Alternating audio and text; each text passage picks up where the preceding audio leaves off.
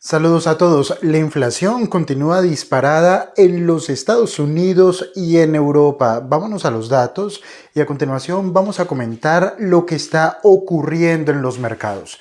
Estos son los datos de inflación conocidos el día de hoy en los Estados Unidos. La inflación previa, es decir, la inflación de julio, fue del 8,5%. La inflación que los analistas y el mercado en general había estimado que sería el dato que sería el dato que saldría hoy, estaba en el 8,1%. Observen cómo lo que esperaban los analistas es que la inflación cayera del 8,5 al 8,1. Pero el dato que conocimos hoy fue del 8,3, sensiblemente superior al nivel que habían estimado o calculado los mercados.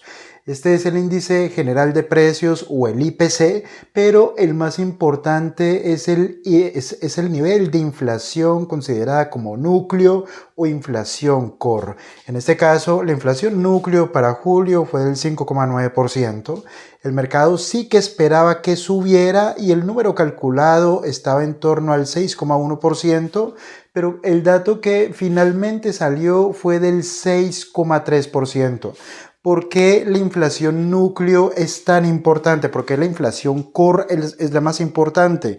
Porque en el cálculo de este dato no se incluyen variables que son muy volátiles, como son los alimentos o los energéticos o las materias primas energéticas, lo que afecta a todo el mundo, por ejemplo, la gasolina o el gas. Se incluyen sobre todo bienes de consumo durable. Pero si las variables, teniendo solamente en cuenta las variables menos volátiles, el core sigue subiendo, pero es que además sube un poco, su subida es sensiblemente superior a la que había pronosticado el mercado. Eso es lo que hace que los mercados caigan el día de hoy. Observemos esto desde el punto de vista gráfico. Esta es la inflación, el índice general de precios en los Estados Unidos y la inflación core. Por favor, observen esta parte final. Esta es la que más me interesa, la parte aquí al final.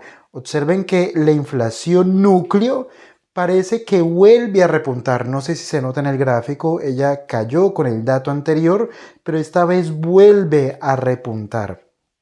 El índice general de precios sí que confirma una desaceleración en la subida y lo que desde mi punto de vista sería el inicio de un movimiento bajista en la inflación. Pero el dato más importante es el core y este está subiendo. Más temprano en la mañana, Alemania había publicado su dato de inflación y como ustedes pueden observar aquí, hacia el final del gráfico, el dato de inflación alemán fue sensiblemente al alza esta vez, lo que nos muestra lo que se conocería en análisis gráfico y técnico como un doble techo, pero la clave es que continúa siendo alcista. ¿Por qué los mercados caen? Porque ahora mismo lo que descuentan los mercados es que tanto la Reserva Federal de los Estados Unidos como el Banco Central Europeo tendrán que seguir apretando la política monetaria. Y en ese sentido se descuenta absolutamente que en el caso de los Estados Unidos, la próxima subida de tipos de interés será de 75 puntos básicos.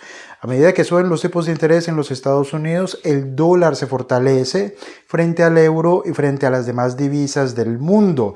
Y esto, en el caso del euro, obliga al Banco Central Europeo a continuar su movimiento al alza en los tipos de interés, pero también obligado por el movimiento en la inflación. Y ahora vámonos a los mercados. ¿Qué está ocurriendo hoy con estos datos que resultaron ser malos en términos de inflación? Este es el índice Standard & Poor's 500. Observen esto, por favor. Los mercados suben por la escalera, es decir, lentamente, y a continuación caen por el ascensor. Por esto es que tenemos que desarrollar habilidades para el análisis de negocios y habilidades para la inversión. Y es por esto que ahora es más importante que nunca que ninguno de ustedes se pierda el webinar gratuito que realizaremos el día de mañana explicando cómo analizar la inflación en términos de que se convierte en una variable que nos permita tomar mejores decisiones de inversión. La inflación nos permite entender el entorno económico. Aquí debajo el link y los espero mañana. Hasta pronto.